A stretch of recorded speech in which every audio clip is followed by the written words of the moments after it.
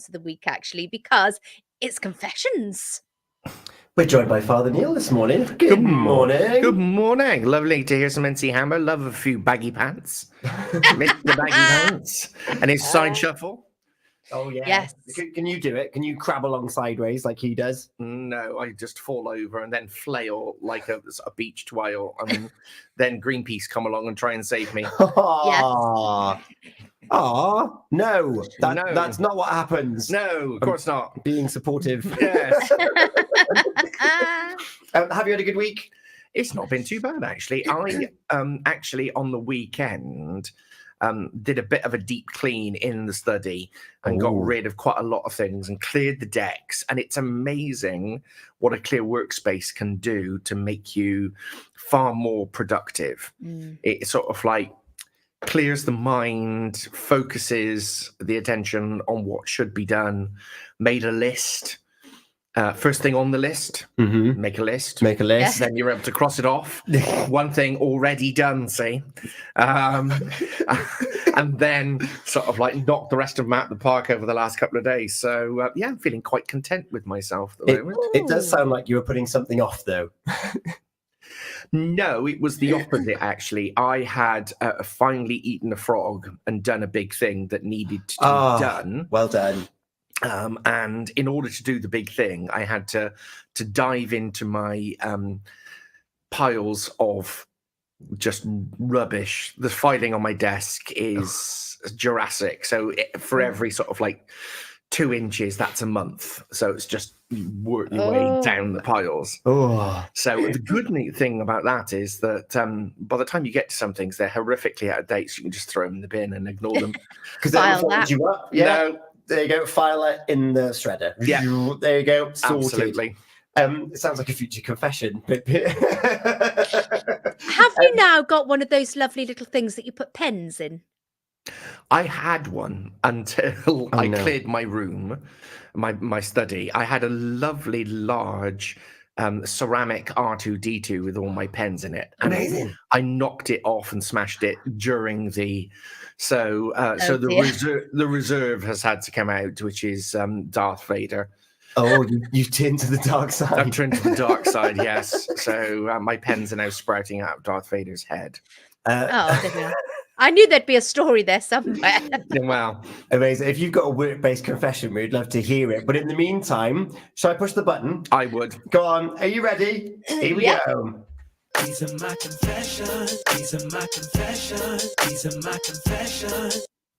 You will remember, my dear friend, that last week we offered you the choice between 2 confessions. And we didn't go with spiders, so we have spiders this week.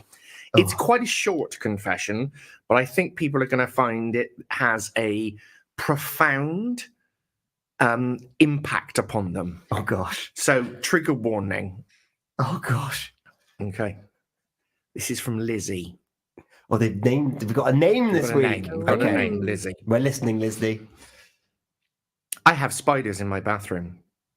I have spiders in my bedroom. I have spiders in my kitchen. Oof. I love them all. I even avoid having guests around sometimes if I know they're afraid of spiders and are going to try to unalive them. I love my spiders, and if they choose to live here, well, it's their home too.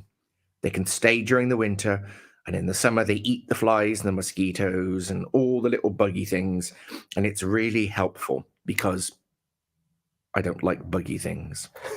When I struggle to sleep, I watch them through the light of my nightlight, walking across the ceiling with their little legs.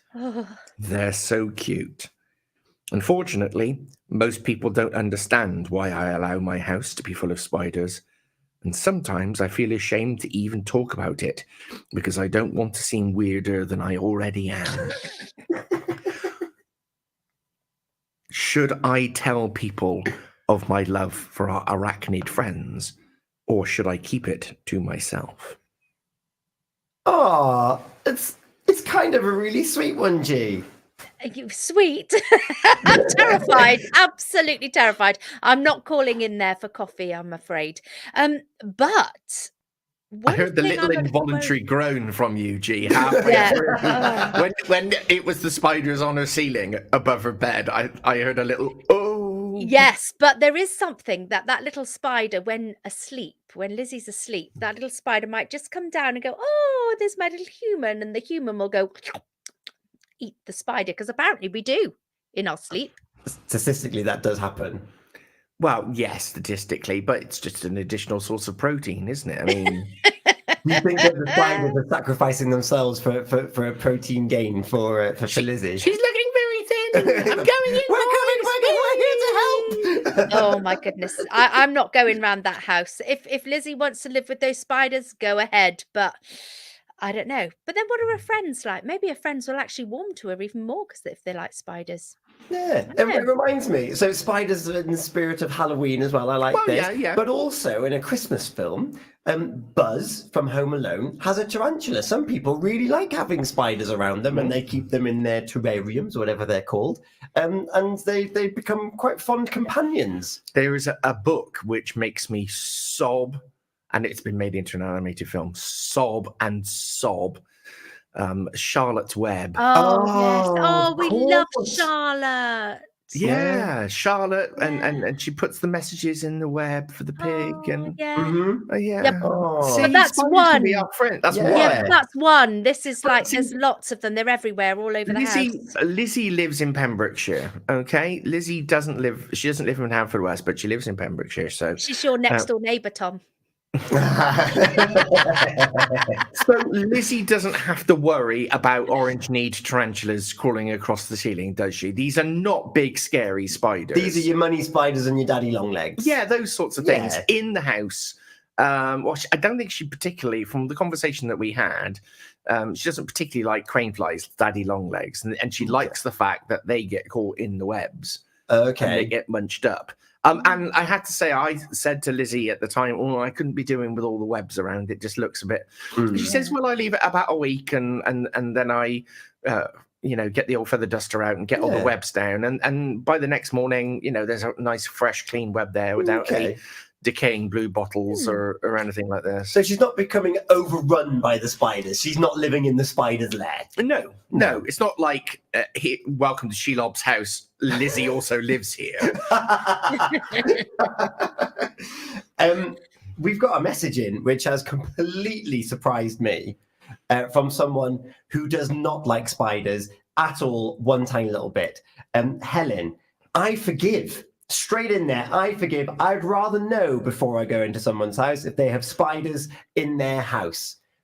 So straight away, I thought Helen would be like, No. I suppose, but it's the whole thing of you do you, babes. Yeah, Mm. Like what Gina said, I'm not going out for coffee, but you do you. That's but fine. Yeah, then yeah. Helen said she would do coffee as long as she knew in As long advance. as she knew, yeah. I Mm. was surprised as well because I would have got the impression that Helen would have been sort of like, right, I'm packing the napalm, burn it with fire. She can't even watch TV spiders. Oh. Like they're not even in this location. They were filmed years ago, and she still can't do them. Maybe she needs some aversion therapy. Maybe we need to Take her around to Lizzie's house. organise for an orange-kneed tarantula to be handled. Anna, I'm a celebrity audition for eating the spiders at night. What are your thoughts? Denise is also, I don't know if she's still away or not, but what are your thoughts on this? Helen's already jumped in there with an I forgive. So is she feeling a sense of shame about this? Yeah, she is. Oh, So this is her confession, and also I suppose it's a way of outing herself because I said to Lizzie, can I use your name? And she was like, yeah, you can mention my name on air. So that I'm sure across Pembrokeshire and across the world, because we do broadcast absolutely everywhere, folks. yes. There are people going, oh, I know a Lizzie that lives in Pembrokeshire that doesn't live in Haverfordwest. And I have noticed that there is a little sense of the cobwebbiness around her. Cobwebbiness. So I can remember freaking out my children. My beard goes up and down depending on my mood, and it got sort of like Gandalf length at one point. Nice. ZZ, not quite ZZ Top, but Gandalf. And I can remember sitting at the dinner table and a money spider crawled out of my beard and the kids went absolutely berserk and made me trim the beard because there are things living in it. That's fantastic. You're an actual cartoon character. Yes, absolutely. Anna King's back in. No, thank you. They can stay there, but if Lizzie's happy, that's all that matters. Gina, what are your thoughts on pondering this confession? Yeah, I think it's Lizzie's house, isn't it? She can do what she wants in her house. It's like me. You wouldn't want to come round to me if you didn't like cats because there's plenty of them. So, yeah, I think Lizzie is in her right mind to have all these spiders. She can sort of say to people, I love spiders. Come round and see them if you like. So, yeah, nothing to be ashamed of. Tell your friends. And I think because it's a deliberate policy, and it's not sort of like, I'm lazy, I can't be bothered to deal with the spiders, but that I think Lizzie has a greater ick for the flies and the little buzzy things. Yeah. So she's sort of like, the spiders are my friend, the spiders are my allies. So just like you, Gina, I'm going to forgive and say, Lizzie, you do you, boo. Yeah. Yeah, And- I'm with that.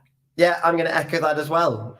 Be you. It's one of God's creations. It's an animal that it doesn't care. It's tiny, and if you like them, you like them. Yeah. Yeah. Yeah, there we are.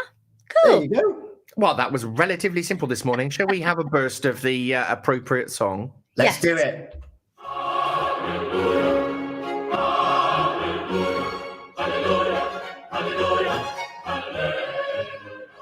Go forth and live without shame of your love of nature's creatures, big and small. And Lizzie, there are plenty of decorations in the shops at the moment. I think you should buy yourself some nice big artificial spiders and some of those sticky cobwebs. Yeah. Oh, You know, yes. you know the plastic ones that you like stick with suckers Yeah. onto the windows. Yeah. Yeah, you probably find that they've been colonized by your own spiders. One thing that I've been barred from buying is you can get a giant spider that weaves its web from the roof of your house out into the my. garden, and then you've got a spider that's like the size of a small car. That's Not allowed resting that. on it. I'm not allowed that. But it exists. It exists. Helen, watch out. Helen, watch out. The door has been cracked. The fact that you have said, "Oh no judgment here." You know, if you like spiders, you like spiders. Yeah, she's going around for a cup of tea. She's part of the Hallelujah chorus as well. Yeah. Thank you very much. If you want to have your shame lifted, hopefully Lizzie's feeling a sense of elation this morning, then you can send your confession to us, or your thoughts, or your query, your quandary to studio@purewestradio.com, or find Father Neil in the street, because you're all ears. I am, yes, and I also I've taken now to soliciting confessions. So as I move around I steer my way through my life, and I'm frequently found with a cup of coffee in my hand in a wide variety of circumstances, and I'm just making small talk, and then people say, "Oh, no, are you the vicar of Haverfordwest?" I said, "Yeah, I am." I also do a little bit on the radio, do a little bit on Pure West. One of the shows that I do is confessions, and this is the sort of thing we do. Have you got anything that you'd like? You probe for the question. I do. I love it. And then, of course, not only are you here on a Thursday morning for confessions, but Sunday morning with Reverend Sophie alive and kicking. Sunday morning, yes. We are back together again, united. We're separated at the moment. All by myself. Don't wanna be. I'm not feeling sorry for you. Are you not? No. Okay.